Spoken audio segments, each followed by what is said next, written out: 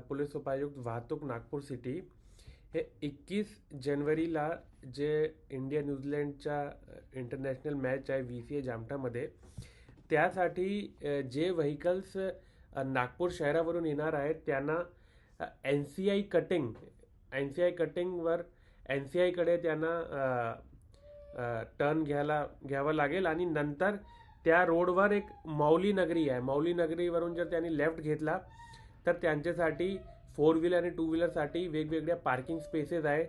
त्यामध्ये D1 parking आहे जे 4 व्हीलरसाठी आहे, D2, D3, D4, D5 आणि त्याच्या समोर एक बी म्हणून 4 व्हीलर पार्किंग आहे.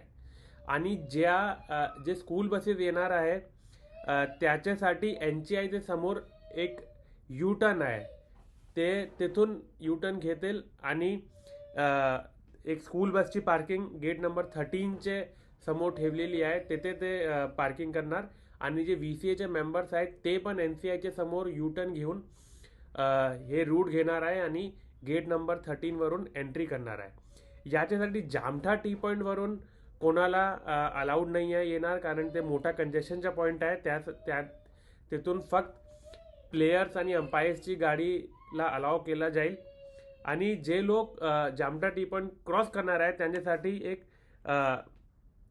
बेलास कटिंगचे समोर एक अल्ट्राटेकची पार्किंग आहे, ते तिथे पार्क करून त्यांच्यासाठी फीडर बस सर्व्हिसेस अवेलेबल केलेली आहे.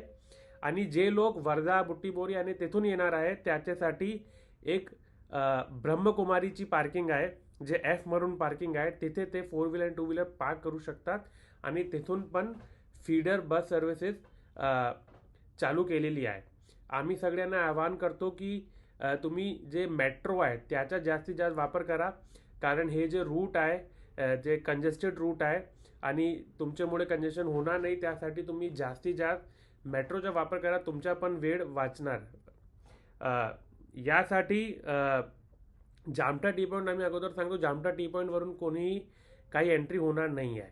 यासाठी जे दुसरे लोक आहे जे मॅचला येणार नाही पण हे रूटचा ते वापर करणार आहे, त्यासाठी आम्ही फक्त एवढी सूचना देतो की 21 जानेवारीला संध्याकाळी 5 ते 7 वाजेपर्यंत आणि नंतर जेव्हा मॅच समाप्त होणार आहे 10 ते 11:30 पर्यंत काहीतरी या रूटमध्ये कंजेशन होऊ शकतात. जर पॉसिबल असेल तुम्ही या रूटला अवॉइड करा.